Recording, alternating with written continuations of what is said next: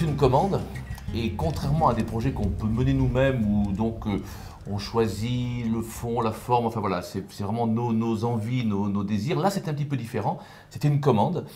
Et je trouve, alors moi j'aime beaucoup les commandes parce que ça crée des contraintes et ça oblige à sortir un peu de ce qu'on fait d'habitude, ça force à aller voir un petit peu des choses différentes. Et là voilà, c'était clair, Jean Anglade a 100 ans, les presses de la Cité ont décidé de lui rendre hommage et ils nous demandent si on a envie de créer une lecture autour de Jean Anglade. Une lecture qui va tourner essentiellement Puy-de-Dôme, Cantal, voilà, Haute-Loire, puisque c'est vraiment les départements qui connaissent Jean Anglade, et puis c'est l'endroit où Anglade a vécu. Il y a pas mal de dates, beaucoup dans le Cantal. On va jouer 25 fois cette lecture, et ça c'est super. Hier on était à Murat, aujourd'hui on est ici dans un lieu complètement magique et improbable. Et puis on va continuer, on rencontre beaucoup de gens.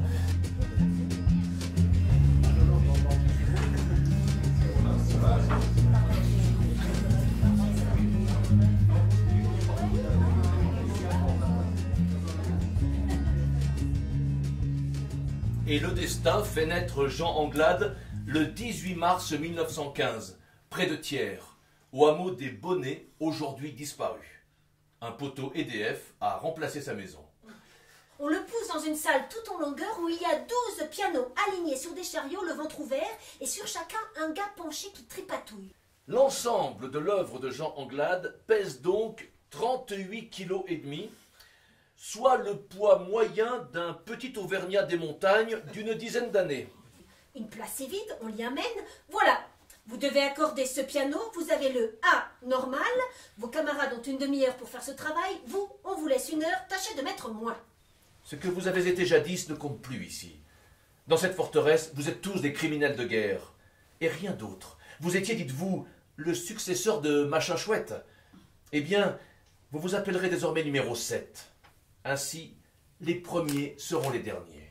Alors cette lecture, nous l'avons construite avec le fait que d'abord on voulait travailler sur des romans. On l'a construite sur deux principes. D'abord chronologiquement, on a essayé de faire quelque chose de chronologique et de suivre la vie de Jean Anglade. Et en parallèle, on a voulu aussi faire découvrir des œuvres qui sont moins connues et qui littérairement soient un peu plus surprenantes. Donc on choisit des textes en fonction de leurs différences, on va dire. Des fois, il y a un texte où c'est que Patrick, par exemple, des chiens vivants, c'est bien qu'il n'y ait qu'une seule voix, qu'il n'y ait pas toujours que deux voix. Sur la pomme oubliée, une fois, c'est moi qui porte qu'un seul extrait.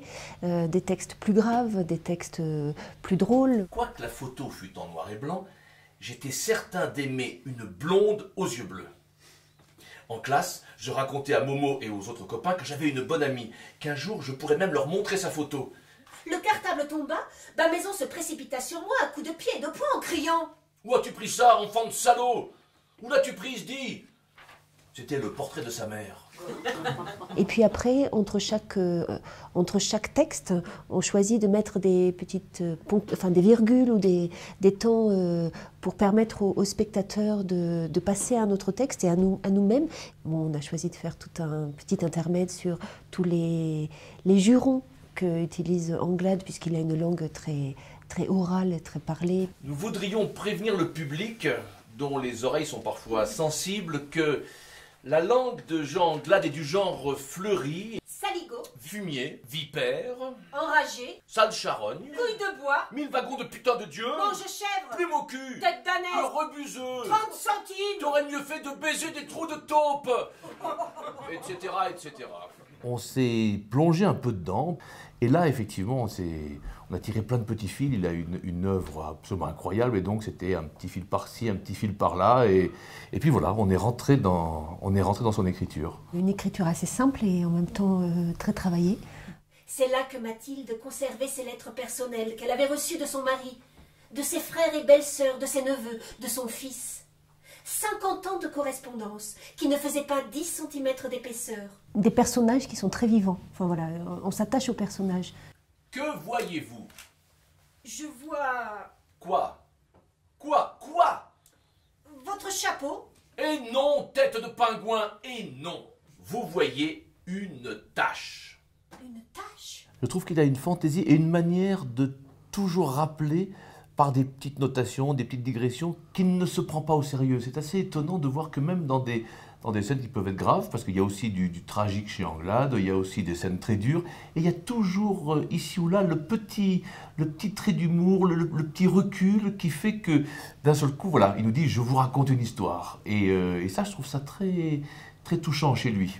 Cela dit qu'on ne s'y trompe pas, mes personnages ont l'accent auvergnat, mais leur tête et leur cœur, à peu de choses près, sont ce qu'ils seraient si mes gens vivaient en Bretagne, en Lorraine, en Poitou, de sorte que ma région, tout bien pesée, n'est pas vraiment l'Auvergne. Ma région véritable est l'homme.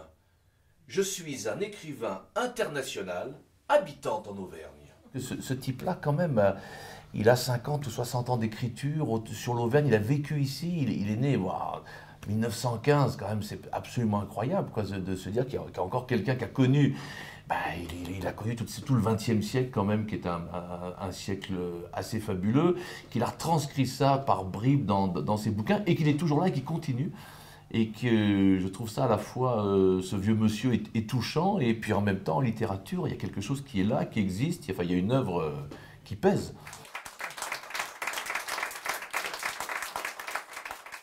Il y a dans la lecture un rapport très particulier, très direct avec le public. On est constamment avec le public, l'idée étant de leur faire entendre et de déposer dans leurs oreilles en fait les mots. C'est-à-dire qu'on ne leur demande pas de faire l'effort de venir, mais non, c'est nous qui y allons. Et c'est évident que si le public partait, la lecture s'arrête. Je compare toujours ça avec les matchs de tennis, en fait, parce que j'ai fait du tennis. Et voilà, quand on joue tout seul au tennis, c'est très très difficile. Ça c'est vraiment un très grand plaisir. Le plaisir de porter une langue et de la transmettre et d'être là-dedans, d'être physiquement, corporellement dans la langue. Ça c'est quelque chose, moi, qui me plaît énormément. Ce qui est joli aussi, c'est que c'est des gens qu'on revoit petit à petit. Ça fait un moment maintenant qu'on travaille dans cette région. On revoit sur un spectacle, une lecture, des gens qu'on a vus sur un autre, parce qu'on vient dans leur village, on vient dans leur lieu, et que c'est très important ça. Voilà, et alors c'est souvent l'occasion après de boire un verre, de manger un morceau de brioche, et puis souvent ça dure assez longtemps après. C'est quelqu'un qui est très curieux de ce qui l'entoure, en fait. Je crois qu'il se nourrit de tout. C'est rigolo parce que hier soir, il y a quelqu'un qui nous a posé la question est-ce que ce que vous faites, c'est pour inviter à lire ou pour inviter à entendre? Les deux.